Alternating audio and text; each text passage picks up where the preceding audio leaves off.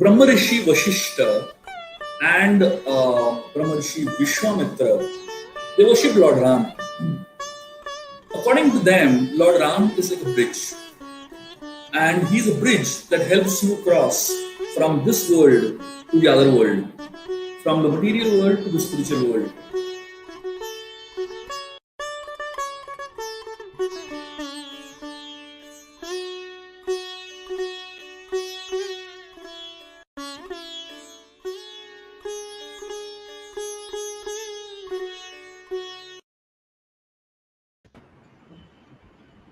जय धारी माँ। हरे कृष्णा शुभा जी। नमस्ते। जय धारी माँ जी। हमारी ऑडियंसेस का स्वागत है। आइए जुड़िए। जय सिया राम। आज का जो हमारा चैप्टर है वो है a sad monarch in a happy kingdom.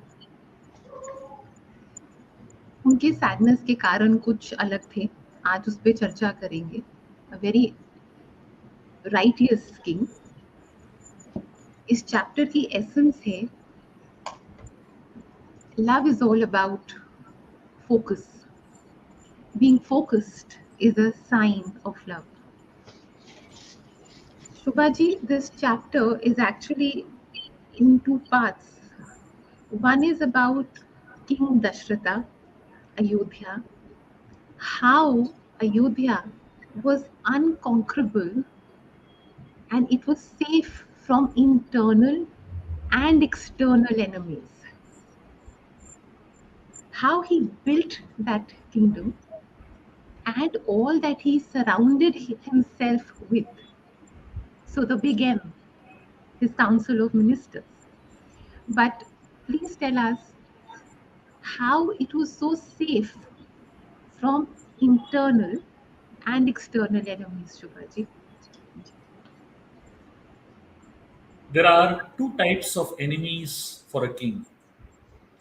The external enemies are those who belong to other kingdoms, who probably are envious, who are looking at conquering one's kingdom. So that's an external enemy. But the internal enemy of a king is the six anarthas: uh, anger, pride, envy, um, um, illusion. So many of these are very internal in nature, and they are also considered to be enemies because they create a state of disturbance in the mind. And when there is internal disturbance, that internal disturbance leads to great external disturbance also. So the great teachers explain that before a king sets out to conquer the external enemies, he needs to conquer the internal enemies, and that is why no conquest is complete when until there is alignment at both the external and the internal level. Very good. Ji Shubhaji.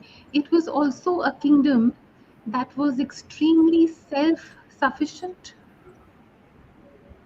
Now, what does it mean for a kingdom to be self-sufficient?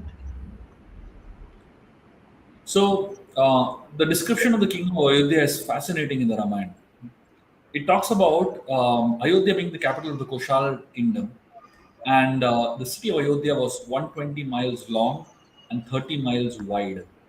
And the word Ayodhya, as it says, is Yuddha means war, and Ayuddha means a place where there is no war.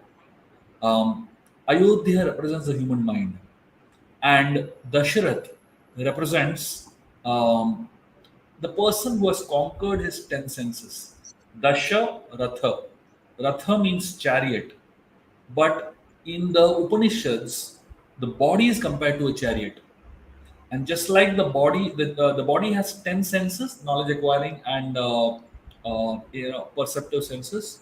So these 10 senses that a human being have, they have to be controlled, and that person who can control the 10 senses is called Dasharath. So Dasharath stays in Ayodhya, and Ayodhya represents a peaceful mind. A mind that is peaceful and a body that has your 10 senses under control, such a person can give birth to Ram in his life. So the qualification to give birth to God in your life is that your 10 senses should be controlled and your mind should be peaceful. Only then you are qualified to give birth to God in your life. So Ayodhya was a very safe place because it had systems that were so perfect. The walls of Ayodhya had weapons in them, which could attack an insect which is as small as a mosquito, or it could destroy a bird that is as big as Garuda. So, and not only that, Ayodhya, the security system of Ayodhya is designed in such a way that it could not only detect enemies from coming in, it could also detect people with evil intentions coming in. That is the kind of systems that were there in Ayodhya. Um, Ayodhya was like a very opulent place, and the palaces of Ayodhya were more white than the moon. And the king of Ayodhya sponsored music all over Ayodhya. In different parts of Ayodhya, organized by the government, by the king, there would be musicians stationed playing music. Now imagine a place where if you are exhausted and tired, and you're just walking by that lane and there's music going on. It's sponsored by the king. So the idea of music is a balm that calms agitated minds and it inspires innovation. So ideally, if anyone wants to really be very creative in nature, there should be some music associated with one's life. It inspires creativity and it inspires calmness. And it is explained Dasharath overcame the ocean of beggars by giving charity. He crossed the ocean of knowledge by plunging deep into the scriptures. He crossed the ocean of enemies by his sword. And he crossed the ocean of vices by immersing himself in spiritual practices. So that means if a leader wants to conquer the vices, the internal enemies, the leader has to spend some time, immerse himself in spiritual practices on a daily basis. So essentially, Ayodhya became great because Dasharath invested in four parts of his life. The first part is a physical part.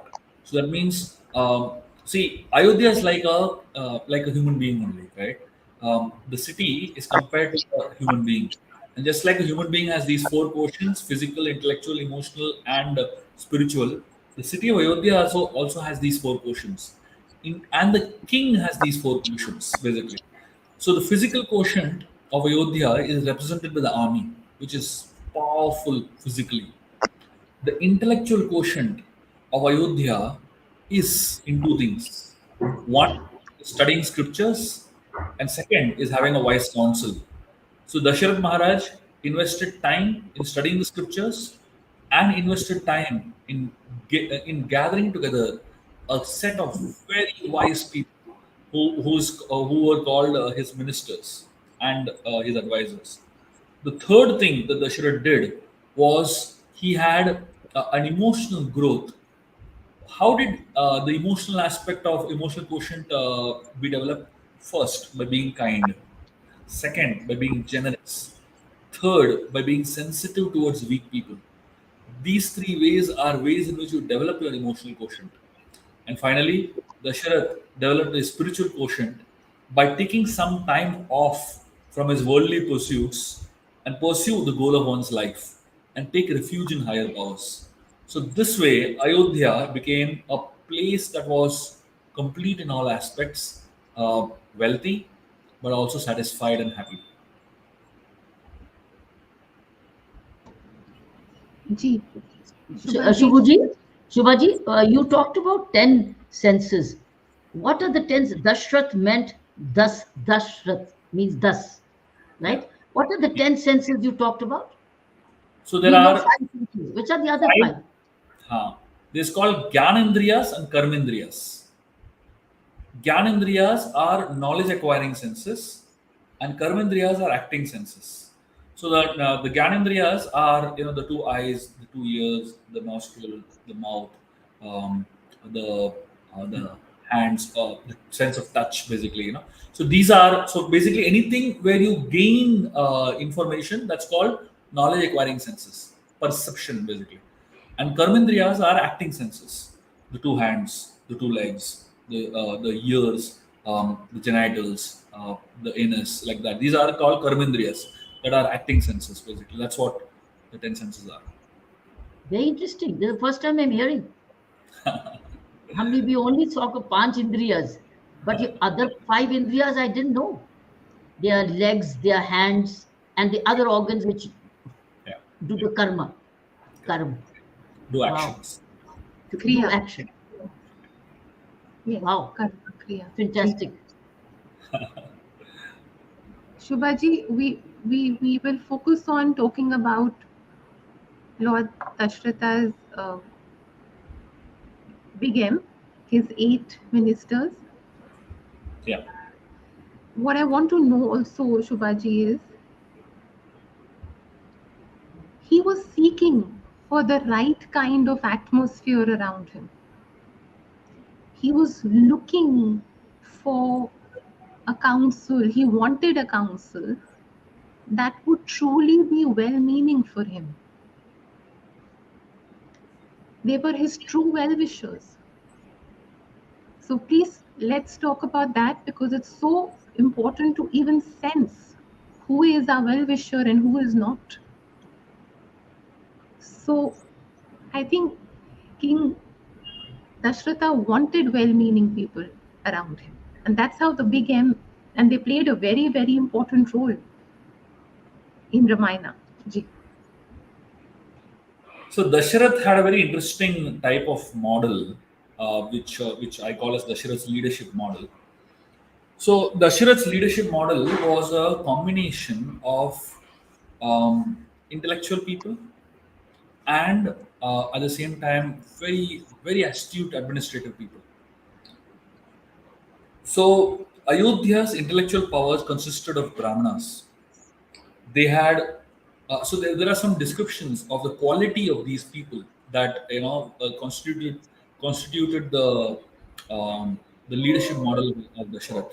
So anyone he picked up to be among those leaders, they had some very distinct qualities that he sought in them. And when I'm going to list out these distinct qualities, it's just so amazing and apt.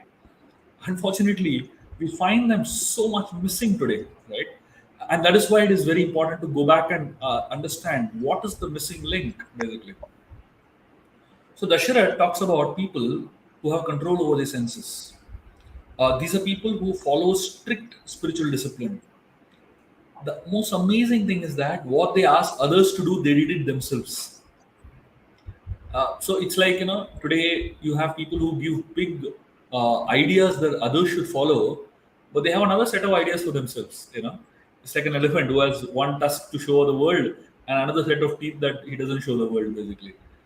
So the ministers of Dasharath Maharaj, they were very strict with themselves and accommodated others' shortcomings. The Brahmanas, the intellectual people of Dasharath Maharaj's kingdom, they did not beg for survival. They only accepted donations from grateful students. And before taking donations, this is very important. Before taking donations, they verified if the money was earned by rightful means. Only then they took donations. Imagine if NGOs today had to do that. I don't think any NGO would be running at all. And then the Brahmanas, these people commanded respect because they lived such pure lives. Dasharath Maharaj, in addition to the intellectuals, so he had a combination. As I said, he had a combination of intellectual people, Brahmanas, and he had a combination of powerful administrators on the council of Ayodhya's leadership. So Dasharath had 8 ministers, who were considered to be the most powerful and most important people of Ayodhya. So he realized that for a leader to be successful, the first thing he should not be is not be autocratic. And for Dasharath not to be autocratic, he needs to have a set of people who are as competent as him, if not better. And these are people who were so the people that were chosen were so wisely chosen. Each one of them was expert in one thing. And in that aspect, Dasharath completely had faith in them because they were the experts in that particular aspect. And that's how Dasharath created a set of people that were so powerful. And the interesting part of the ministers, the eight ministers that we're going to be talking about, is that the name of the minister is also the work they do. In the previous times when names would be chosen, there would be a lot of research gone into choosing a particular name for a person, and a lot of that research would be based on astrological consultations, based on consulting wise people who were expert in understanding and foretelling the future. And the name that would be chosen would be so apt to the person's quality and to the person's talent and abilities that it would be a perfect match, basically. So here are the names of the ministers of Ayodhya. The first minister, he was named as Drishti, and his role was vision. He was a very far-sighted person, and he was the architect of Ayodhya's fortune. He gave, just like his name says, he gave Drishti to the country. The second minister, his name was Vijaya. Vijaya led the army to victory. The role of Vijaya was to expand the kingdom. Um, the third minister was named as Jayanti. There are a lot of people who keep conquering kingdom after kingdom, but as they go ahead, what they have conquered behind it disappears. And somebody else comes and takes over. So the role of Vijay was to go ahead and expand, but the role of Jayanta was to ensure that whatever was conquered remains with the kingdom. And he established proper jurisdiction and proper control over what is there. Um, the third minister, his name was Surashtra. He was also called as Artha Sadhaka.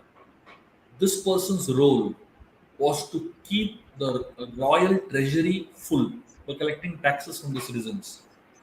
But the way taxes were collected were very interesting. So, I mean, everybody in India knows what tax systems are, isn't it? And people are still wondering what certain taxes are meant for and what they are actually, understanding it is. So, Artha Sadhaka, the way their Ayodhya's tax system would be, was like a honeybee collecting nectar from flowers. It's a very interesting example that is given in the Vidura Niti of the Mahabharata, where Vidura says a good leader should be like a honeybee that takes nectar from a flower. So if you've seen a honeybee, it takes a little nectar from one flower, then it goes to the next flower and takes a little nectar from the second flower. It goes to a third flower, takes a little nectar from the third flower. You will never find a honeybee sucking so much nectar from one flower that the flower dies. Never. The honeybee is sensitive to the flower. Human beings are like flowers. It is important that we be sensitive to them. Taking taxes from them is good, but not at the point of destroying the flower itself, isn't it? So this is the way in which tax collection would happen. So the next minister, his name was Siddhartha. His role was resource management. His role was to fulfill the needs of the king and the citizens. And it is very important that you understand which need to be fulfilled and which need should not be fulfilled. There's a big difference between needs and wants. So Siddhartha never fulfilled everybody's wants. He focused on people's needs, basically. And the needs were fulfilled compulsively and wants were fulfilled selectively, both for the king and the citizens. There are so many people who are so powerful and and almost kingly. But because of this, a certain wants being too much, you study the history of people, somebody like even Osho, he had 99 Rolls Royce cars, and he was pushing his people to get him the 100th one. And when he pushed for the 100th one, that's what broke the community. So till 99 Rolls Royce, somehow they were helping him, with it. But when he pushed heavily for the 100th one, that broke the community basically. So how a leader's needs, not just the citizens, but even the king's needs have to be fulfilled selectively. Sorry, needs have to be fulfilled compulsively, and wants have to be fulfilled selectively, basically. So Siddhartha was doing that role. The next minister is very interesting. I don't think any country in the world today has a ministry like this. This minister was called as a coper. This minister, an entire department, was to ensure that no citizen was disgruntled. Word coper means sad or sulking. A coper means a place, a kingdom where no one is sulking. So imagine a department created to ensure that everybody is heard. So essentially, the need to be heard is so powerful in human beings. People don't want solutions to problems. They want somebody to understand their problems. If people feel heard, they actually feel the problem is solved. Not all problems can be solved. Most problems in life have to be tolerated. A lot of problems have to be neglected. Very few problems have to be can be solved. But when citizens, when people feel that at least my problem has been heard, that itself actually gives a person so much of reassurance. It gives so much confidence in the leadership, basically. At least somebody is hearing my problem. They may not solve my problem, but a department is created who will come and sit with me and hear my problem first. That's what a Kopa's role was. And there was another minister whose name was Dharmapal, and he was a policymaker, guided the country according to Dharma. So anytime there was a dilemma which was dharmic in nature, Dharmapal was the one who was consulted. And then finally, among all of them, was the oldest among them. His name was Sumantra, who was the prime minister of the cabinet. He was the oldest, he was the wisest, he was the most trusted person of Dasharath Maharaj. He was simple, but his words were considered to be absolute truths. And the most amazing thing about Sumantra was he was the chariot driver of Dasharath Maharaj also. So we have heard of Chaiwala becoming prime minister, but here is a chariot driver who became a prime minister, but he continued being a chariot driver also. So even though Sumantra was the prime minister of the country, he still drove Dasharath's chariot. This is something that you will not find anywhere in the world. What kind of humility it requires for a prime minister to, after the court is over, go and drive a chariot of the king. And Sumatra managed both the roles perfectly. When he was a driver, he didn't give advice, and when he was a minister, he didn't act stupid. You know, both the places he was very, very conscious of the role that he was playing. And the most amazing thing about Sumantra was Sumantra didn't give advice unless asked for. He knew everything, but he wouldn't intervene because he knew that knowledge, unless it is sought, it is not valued. So this was Sumantra, who was the prime minister, and above all these 8 people were 2 people who were the Brahmanas, the intellectual people, but these are people who were saints. Vashishta and Vamadev. These two were Brahmanas, they were gurus of Ayodhya, and they were very highly respected by everyone in Ayodhya because of the conduct, because of the knowledge they possessed, because of the austerity and disciplined life they lived. And these two were almost, like the last say, So Vashishta, if the 8 ministers would consult and speak something and offer advice to the king, and finally the king will ask these two for their final consent, and that's when things would go ahead. So this is the kind of system that Dasharath had to manage his kingdom. Where is all this recorded, Shubhaji? Very much in the Where is it, in Ramayan or where? Valmiki Ramayan, very much in the Valmiki Ramayan. Achha. Where, in the narration itself, it talks about all these There are verses. Yeah, the verses talk about verses, from the verses. Wow. Fantastic. What a culling. You've done so much of extraction from the verses. Yeah. Fantastic. How ancient. What an amazing administrative governance we had back from the very ancient times.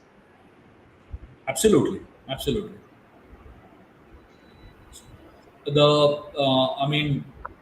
The model of Dasharath Maharaj is something that was a very commonly followed model in many countries in the world, where there's a combination of intellectual people and administrative people working together. because that combination is what is deadly. Chanakya and Chandragupta, the combination Oh. of those two. So anywhere where there's a combination of two people of two different natures, they're coming together and working, it creates powerful impact. No kingdom, no country in the world can only be purely run by administrators. Mhm. You need people who are intellectuals, who are detached, Hmm. who are saintly, who can give Hmm. direction. And you said, Shubhaji, that they were religious experts. What religion were they following? What religious? Who were they praying? Who were the? What was the religion of that time? Yeah. So essentially, there's a word known as Sanatan Dharma. The Huh. word Sanatan Dharma, the word Dharma loosely we translate it, it is a word religion. But the word Dharma actually means constitutional position. Just like the Dharma of salt is to be salty. You will never find salt that is not salty. If it is not Discriminating. salty, it's not salt, isn't it? The Dharma of sugar is to be sweet. The dharma of chili is to be pungent, So similarly, the dharma of all of us, the Atma, is to serve God. And Sanatan Dharma, the word Sanatan means eternal. So Sanatan Dharma means the eternal duty, the constitutional duty of the Atma. That's what is called Sanatan Dharma. So it is not a religion, it's a lifestyle. Huh. So there was no religion as such because everyone followed a particular lifestyle that was common across the globe, and eventually it became religions basically. But that's why the word Hindu itself is a misnomer, because the word Hindu doesn't exist in any of the scriptures. It's Sanatan Dharma that was followed. So all of them followed that particular path. So they were basically observing human behavior. It's a human conduct. Human conduct and following the prescriptions of the Vedas. Following the prescription of the Vedas. Yeah. And Vedas was all nothing but all human behavior and conduct. But total surrender Yeah. was at that time, at those times, had Krishna come in? Yeah. Krishna. So basically, the idea of what Veda teaches is three things. It's MSC. All the Vedas, all the Puranas, all the Upanishads, they teach you MSC. What is MSC? Matter, spirit, and controller of both. So when you study the Vedas, when you study all the Upanishads, the Puranas, etc., you will get knowledge of these three things. Matter means anything material, you will find knowledge in the Vedas or in the Puranas, in the Upanishads somewhere. Like say for example, Charak Samhita. Charak Samhita is a knowledge of medicine. It's matter. It's material knowledge. It's a knowledge of how you use leaves, how you use stones, how you use mud, everything for making medicines, basically. Bharadwaj Muni's Vimana Shastra. It is a knowledge of airplanes. NASA still uses Bharadwaj Muni's Vimana Shastra, which is thousands of years before, but it is study of matter, basically. So you'll find a lot of study of matter in the Vedas. So whether it is medicine, whether it is astronomy, astrology, whether it is Vastu, all of it, it's all study of matter. It's there in the scriptures. And then there is matter. S stands for spirit. There is study of spirit also, the Atma.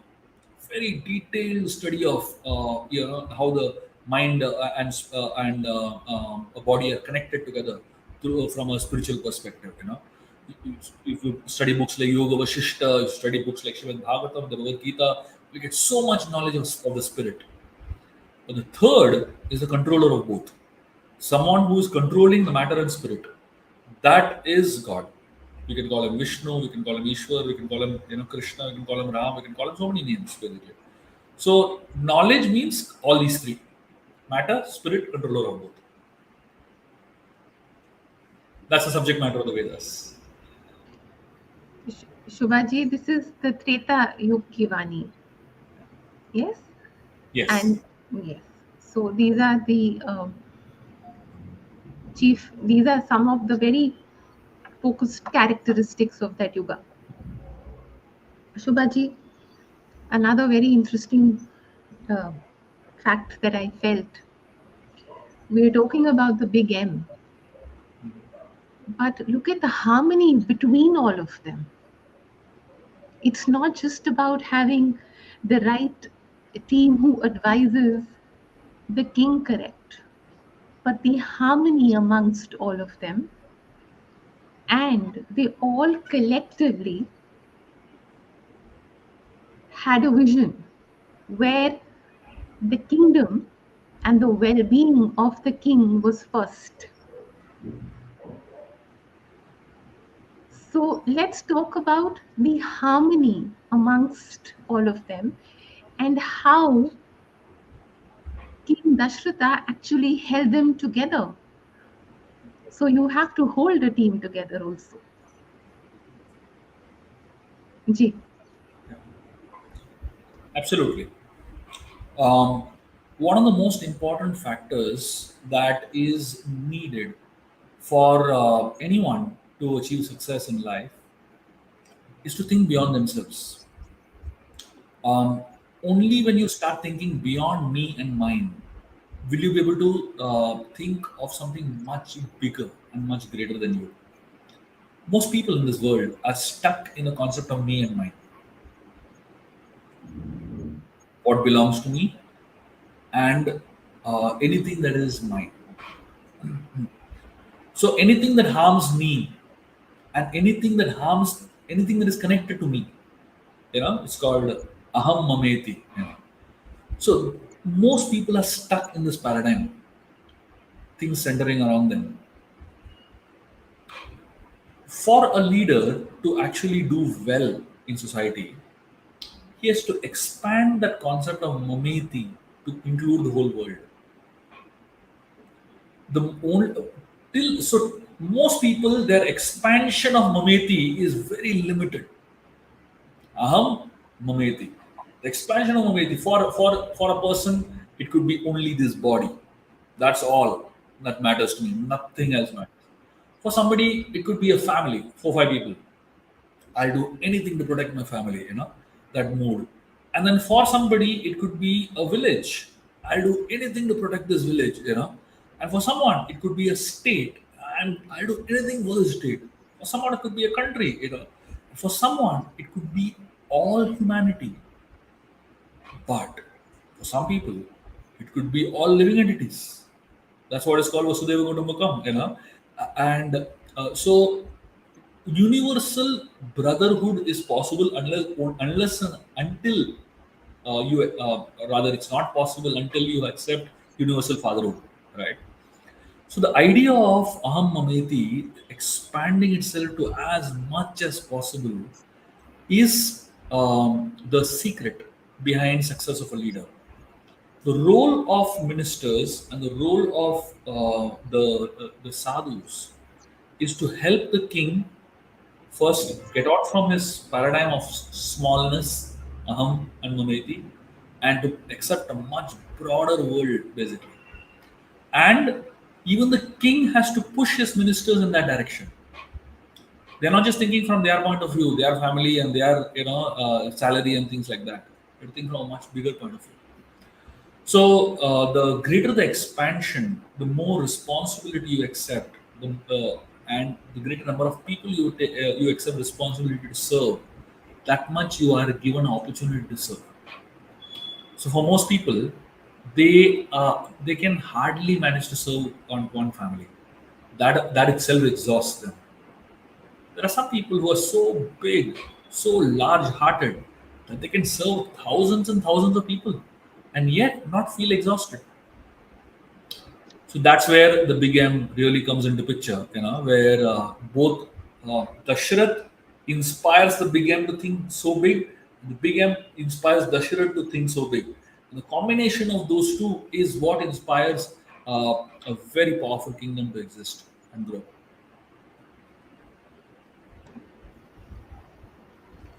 Shubhaji, there's a section in this book, and I think that start is that the beginning of Ramayana in a very real way. how ancestral blessings are passed on. Does ancestral unfinished work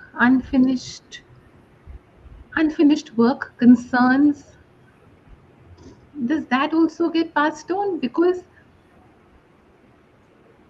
for King Dashratha, what happened when his sonic archery got the better of him? And it's that curse that actually led to what happened with Lord Rama. Ji Shubhaji. So I'll explain the context of this discussion first, and then we'll discuss the particular point that you're mentioning. So, um, in Ayodhya, let me tell you the background of this particular story first. Uh, if you read the Valmiki Ramayan, there is a verse that talks about the greatness of the army of Dasharath Maharaj. And while describing the greatness of the army of Dasharath Maharaj, there is one particular verse right in between that description. There is a lot of description about how Ayodhya's army is not just brute force, but it is a very disciplined army.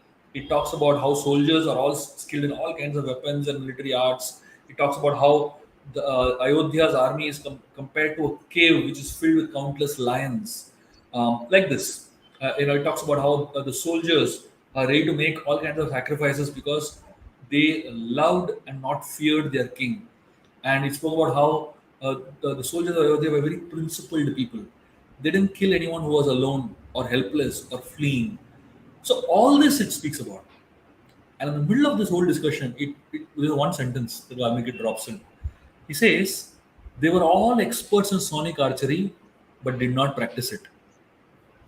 So what is sonic archery? Sonic archery is called Shabda Bedi.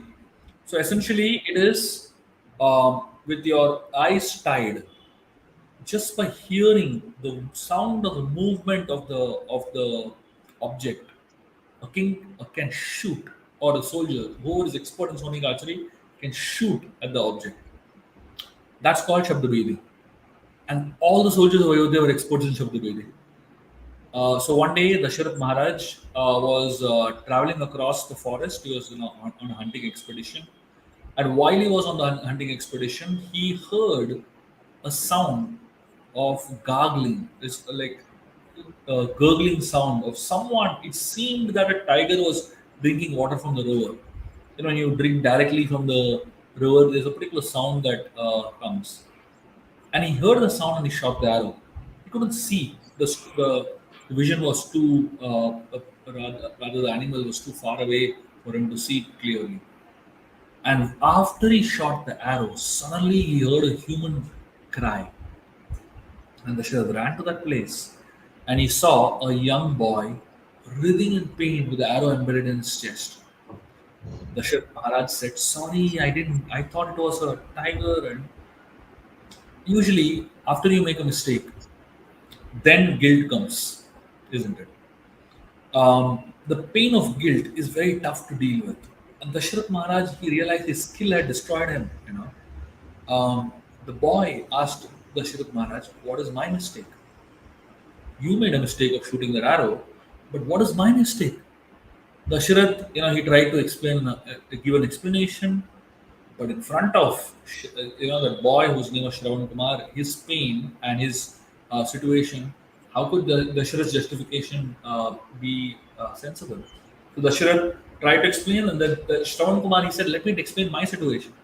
He said, "I have two old old parents who are sitting up waiting for me to get water, and both of them are blind, and I've been carrying them around all this while, and now who's going to take care of them? Who's going to get them water?" So Dasharath Maharaj kept begging forgiveness, and Shravan Kumar died. And then Dasharath took, the water to the old parents. And the moment the old parents sensed someone coming towards them, they knew it is not their son. And then Dasharath begged forgiveness, explained whatever happened, and the old parents of Shravan Kumar couldn't handle themselves. They decided to jump into the fire of their son, but while leaving, they cursed Dasharath Maharaj. They said, "Just like we are dying in separation from our son, similarly, you will also die in separation from your son." So this curse was very painful for Dasharatha. The first thing he came back and did is banned Sonic archery in Ayodhya. He banned Sonic archery because he didn't want another painful curse and a very painful memory to remain in somebody else's life. Making a mistake is is human, right? But repeating the mistake is what makes you, not so intelligent. Lamenting for one's mistake is very important. But far more important is to learn from one's mistake. Not making mistakes simply, um, not making a mistake is something that nobody as a human being can actually think of. We will all make mistakes, small or big, basically. To make mistakes does not imply you are not intelligent or you have a lack of intelligence, but it simply implies a lack of foresight. Not repeating the mistake is a sign of intelligence. So there are two words: passion. Um, you know, Passion means excitement to do something, enthusiasm to do something, and reasoning means thinking before doing something. So it is very important to think before making a mistake. Passion makes reasoning difficult. So Dasharatha Maharaj's passion for hunting made him overconfident. Before shooting that arrow, he did not use reasoning. And now there's a consequence of that passion. So when you put passion before reasoning, there will always be some consequence waiting for you. But if you put reasoning before one's passion, the consequence will be lesser because there is a thought that has gone into the executing. So this is where we need to really learn to, before we do something that is seemingly risky, there is something known as calculated risks. Taking a risk is not a problem, but think before you take the risk, because there is always a consequence to that risk. So that's what the whole discussion is about.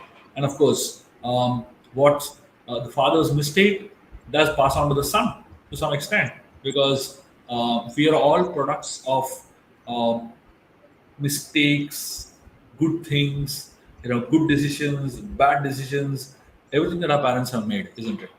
If our parents didn't make those set of decisions, what we are today, we would not probably be at the situation in which we are. So whether it is good or bad, it's a package deal. And responsibility of a particular incident is not only taken by one generation, but it is taken by many generations. So it's a gathered responsibility. So that's why there is a lot of emphasis given in all cultures, not only in Indian culture but in all cultures, for ancestry, in all cultures for connection with the family lineage in which you are associated, because everything gets passed on. Your mistakes get passed on, your blessings get passed on, your curses gets passed on, everything gets passed on. Fantastic. Fantastic. There's only one word called fantastic. जी, Tell me, Shubhaji, if you were running a school, now I'm looking at understanding and trying to bring it forth. Unparalleled explanation, unparalleled sharing. Tell me what's wrong with our education system that we're not getting more people like these, the youth, particularly. What's wrong with how we're growing up, grooming our youth, that they're not imbibing all this knowledge? So education is made up of three components. Any kind of education that you think of, education is a combination of knowledge, value, skills, and values. So our education system currently is highly emphasizing knowledge and skills, but completely neglecting values. So as a result, we produce children, we produce youngsters who are fantastically knowledgeable, highly skilled, and a lot of money comes in. Naturally, they earn a lot. But unfortunately, because they're not equipped with values, they don't know what to do with that money. They don't know what to do with the time they have, the energy they have, the intelligence they have. And that is why we're seeing a society that is so bereft of direction and values that it is sometimes shocking that we come across situations and cases on a daily basis that seem highly, that actually shows the discord in society. So what I feel missing is that we are creating a curriculum, we are creating systems that are highly emphasized. I'll tell you my own story. Just to give you an example, I've been working on a value education curriculum for many years now, and I personally went to almost about 60 schools across Maharashtra, trying to present the value education curriculum and trying to inspire schools to imbibe this value education curriculum in their schools. Every one of them said, fantastic curriculum, we loved it. And the moment it comes to spending a little money, which is like meager amount of money on actually that kind of value education, everyone is thinking 100 times. So the what I realized is that um, values are not valuable because it doesn't translate to an economic gain. Knowledge and skills translates into an economic gain.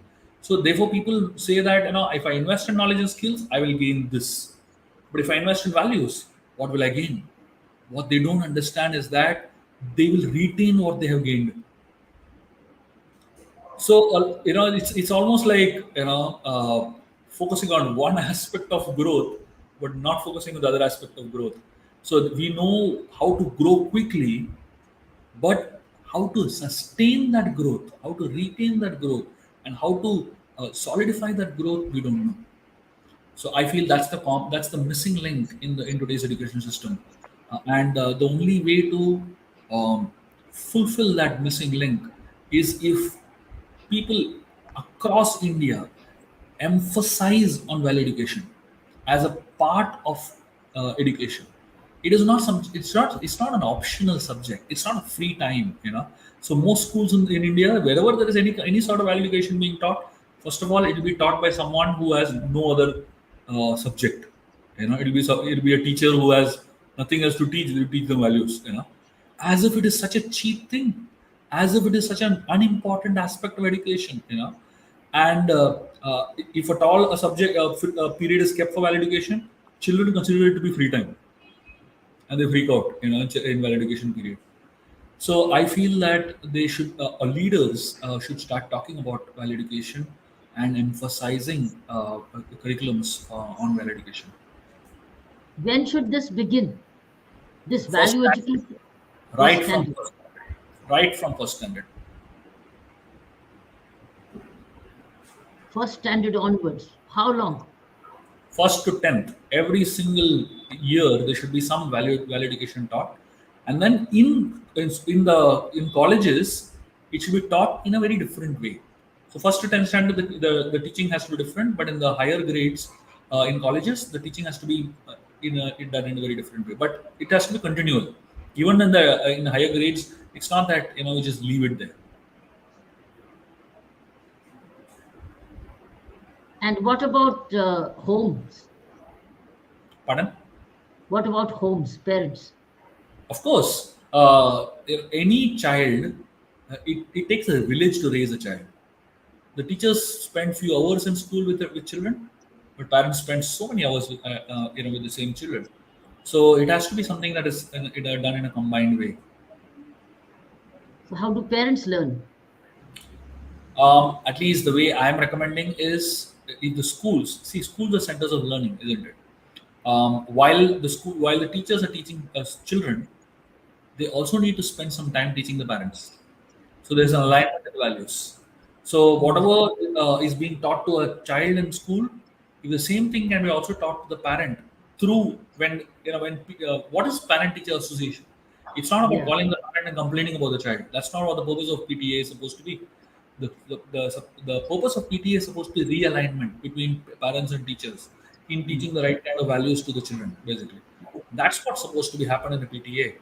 So I would feel that if during the PTAs there can be some amount of time allotted for imparting certain systems of value to the parents, which are being taught to the children, then there can be some alignment in both sides.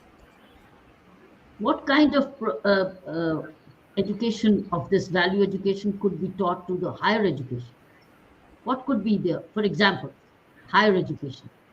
So in higher education, like say for example engineering or science, BSc, etc., there we introduce children to three things. One, help them understand concepts of self-image.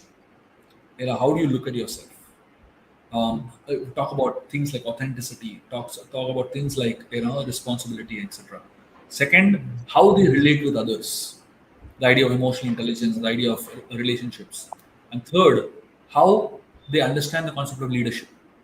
So these three things should be taught in higher education in a very interesting way, obviously. Nowhere in India is this being taught. Nowhere. Have you come across?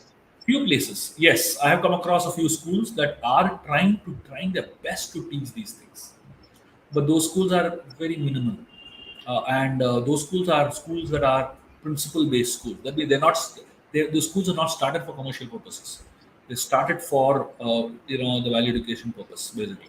So when a school is started with that as the purpose for which it is begin, then those schools they do teach such values. But when the school is started, which is what most schools are, is for a certain type of commercial venture, um, the emphasis is not at all that. And what about overseas? What about overseas? Is something like this happening? So in the West, there is a concept known as moral education, which is Hmm. if you go to, look at many of the convent schools across India today, there is moral education period. I myself have learned moral education in Moscow school. So there is certain amount of moral education being taught in many of these schools, which is commendable, which is very important, which is very very essential basically. But as I said, most schools don't have anything like that. So I feel that we need to really create a curriculum and emphasize the curriculum across. Anything in the Ivy Leagues? Ivy Leagues, because they are the final CEOs around the world. I have not come across anything that is being taught in the Ivy Leagues for sure. At least whatever I have gone to, so many of the schools that I have connected with, I have not come across any curriculum as such. Why do you think this drought has happened? Why? Is it ignorance? Has it been ignorance, lack of knowledge? Or is it deliberate? What has happened? When the emphasis is on consumerism, Ah, the focus is on earning more. So it all begins with consumerism and it moves towards hedonism. yes. Consumerism means buy, you just use things and throw things and buy more things. And the same consumerism, when it moves towards hedonism, is it's you use people and throw people. So the phenomena is same. So when we are living in a consumeristic industry, a consumeristic world, which is so heavily focused on consumerism, the natural byproduct of it is lack of values. When you live in a society which is simple living, high thinking, the society's emphasis is on self-sufficiency. The Yes. society's emphasis is on having little and be satisfied. Um, you know, these are different values that are so important according to the mindset. Yes. Consumerism takes away, provides profits. Consumerism provides profits, whereas ethical values provide sustainability or level of satisfaction. So satisfaction doesn't bring profits because you're satisfied with sometimes with what you have. Exactly. And satisfaction destroys consumerism. And that is why the whole propaganda is to not be satisfied. Yes. It is the greed. It's a greed which leads to greater profits, Correct. not satisfaction. Correct. But it is not concerned the world leadership. Have you seen this as you traveled and read and researched? Yeah, unfortunately, because um, you look at any of the biggest leaders in the world today, they are somewhere connected with corporates, isn't it? And if you're trying to favor corporates, you have to favor consumerism to the highest level, basically. Yes. because that's the whole ball game. That's the way the whole GDP thing works basically. So it's not about being satisfied and being peaceful and being calm and being focused. That's not the goal. The goal is to grow and grow and grow and grow. At what cost? Is it directly related with capitalism? Um, yeah, I guess that. So it's a vicious cycle basically. It feeds into each other. Because what you said today is need of the hour. Actually, people are hungry to know. But very interestingly, Shubhaji, the recent crimes which have agitated all of us, the way the women, the relationships, live in or married, where they want to marry again, and they want the woman to get out of the way, right? What is Yeah, it a product of? We do not know why they're doing it. We know how they've done it. We know how the crime has happened. You see, everybody's keen to know, interesting to know how did it happen, who did it, and how did it happen for matters of investigation. But when it comes to matter of spiritual psychology, nobody investigates why did it happen, what caused it inside. yeah. That's an area which is nobody interested, or apparently very lack of interest. What do you say? I was invited 2 years back to speak in a conference in US on drug addiction, and these were some of the biggest police people and some of the biggest policymakers as far as drug addiction is concerned in America. And while these people, so everyone spoke about 20 25 speakers spoke, and I was the last speaker for the day that spoke. Everyone spoke about how the addiction is so high. Everyone spoke about the bad effects of addiction. Everyone spoke about the numbers and policies, everything. I ended with the discussion by talking about why it happens. I said one of the biggest reason why kids, young boys and girls, are getting into drug addiction is because they don't have parents who love them at home. They don't have deep relationships, and in place of those deep relationships, you fill yourself up with something else. You know, because to fill that void, basically. That's exactly what is happening as an answer to your question. Why these things are happening? Simply because we are used to this culture of use and throw, use and throw, use and throw. How many mobile phones we change in every second year? How many gadgets we change every second year? How many cars we change? How many TVs we change? How many fridges we change? We change all of this use and throw, use and throw, use and throw. We get so used to this use and throw. When we marry a person, at that point, exciting. It looks all great, but after a few years, your nature has become use and throw. So then you throw the relationship and get somebody else, and then that's a relationship also not going to last for long. Just like every a product nowadays has a 3 4 years of period of lasting. Similarly, in many relationships today, that's the period where people get bored. And unfortunately, that's why I said from consumerism it turns into hedonism, and the result of that is all the crime that we see today. Perfect. I got my answer. Ji. Shubhaji, this basically means the balance between inner and outer work. It's also a relationship between the container and the content. But I also feel knowledge has to be experienced. If we can speak in a language that the youth can relate to, the children can relate to, keeping the real life in mind, the real life challenges in mind, I do feel it would help if we are not very rigid with certain do's and don'ts. And we kind of find a middle ground where we can speak to them, relate to them in a language they can understand. I'm sure our youth will be receptive, but yes, it does need a revolution.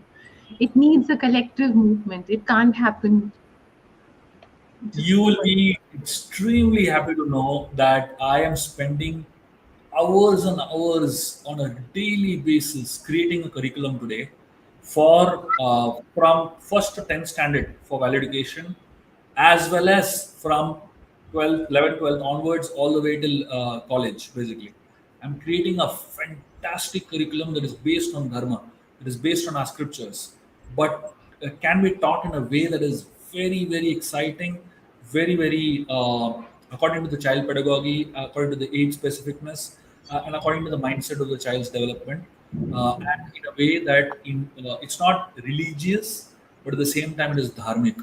It is very, very based, very much based on our scriptures, but it teaches values that can be applicable to any religion, any caste, any community, any nationality in the world, basically. So I'm really investing in my energy in that because I realize that if we have to leave a legacy beyond us, this is what can be the legacy that we can leave for the next generation. So why wait for the brick and mortar? Why not go digital? Of course, happy to also consider a digital aspect. How look at a proper learning management system, etc. But we can That's definitely right. also, So do you have in mind your digital opening? That's what demonstrative learning is all about. sure, absolutely. We So can if we could think about value education, open it up digitally, let children register class one, class two, class three. If you have the curriculum ready, that's what demonstrative learning was started for, actually, to become a global, digital, global educating system, which is demonstrative, which sure, demonstrates. So I think that's why the word was demonstrate leadership, demonstrate value education, sure, demonstrate the how do we acquire these qualities. I think that's why the word was chosen carefully. Demonstrate. See, our Ramayana course, our Gita is demonstrative. Our Bachit is demonstrative from icons. If you sort most of the programs in demonstrative learning are demonstrative learning. Demonstrate for inner growth. Inner growth. So if your absolutely. curriculum is I love ready, that. Yeah, if your curriculum is ready, I think we need to take a session together and see how do we benefit. We don't wait for a school which is about, let's say, 3,000. But why 3,000? If you go digital, it goes online, it goes wide, it goes through the internet. And then sure, we need languages. We need languages. We do in English, we do in Hindi, we do in other languages. Why not? If this is the need of the hour, and break the geography, it goes beyond geography, it goes beyond borders. Brick and mortar, beyond borders. we can plan If it you got definitely. the curriculum ready, if you got the curriculum ready, then I think we should seriously think about it. If that's a contribution make, and this requires no money, we do it for cause. You register and learn. We have no money to take. No money to take. We only need teachers. Teachers. You can have your teachers team, and we have this platform, Shubhaji. Why not? We have a Sure, purpose. Demonstrative learning has a higher purpose. Demonstrative learning is not a profit channel. We are all dedicating our time willingly with minimal needs being met, but maximum return. So I don't think you can look, you need to go search for an answer. You have this channel. I'm going live, I'm telling you live. We're talking about your sure. book today. Roar with courage. That's exactly what I'm doing. I'm roaring with courage. We'll happily collaborate and we'll do something nice together. So if Definitely. your curriculum is ready, plan it out. The team can meet, Sana and the entire team, which is behind this curtain right now. And I think that's a high purpose. And we can design. We start it from the day you want. And we start with class one, two, three, but it needs a team together. It needs a team together. Maybe the team which may need some needs, we'll have to find the funding for it. We'll find the funding. I think funding for good causes is available today, provided they see it being genuinely, authentically delivered. Right. Correct. Absolutely. Be happy to So, collaborate. Saina, would you like to do that? Would you like to take it forward, Saina? So now that means you meet him in person. You meet Shubhaji in person. Shakira, Sivani, all of you, Sujata, you all need to, and me. We can have a in-person meeting to see how do we take it forward. Or we can do it online, starting it online. But curriculum has to be ready, and we give it a name and we launch it. Launch it on a day you choose. Sure. But start the day. Start with the class one, class two. Let's see the. We need the faculty. The faculty. An hour a session. Is it a daily class? It's like the Doordarshan did a thing a program. See, this is the program for Doordarshan. If you ask me, this is the program for Doordarshan. The value education. The channel could be values. I think the sanskar and asthas were all dharmic exactly for this purpose. Astha and those Astha and other channels were basically all on bringing a lot of spiritual learning together. But value education is critical, which the Brahma Kumaris do a lot. Actually, Brahma Kumaris do exactly this. Many others, Art of Living also does. So I think we can give it a, if your curriculum is ready, don't keep it with you. Decide. Demonstrative Learning Channel is as much yours as ours. It's a combined community property. Absolutely. Sure.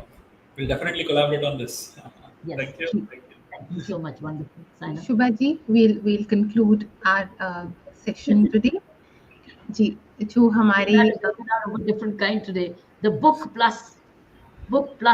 I think it's been a lot of plus. Ji Nature has its own design.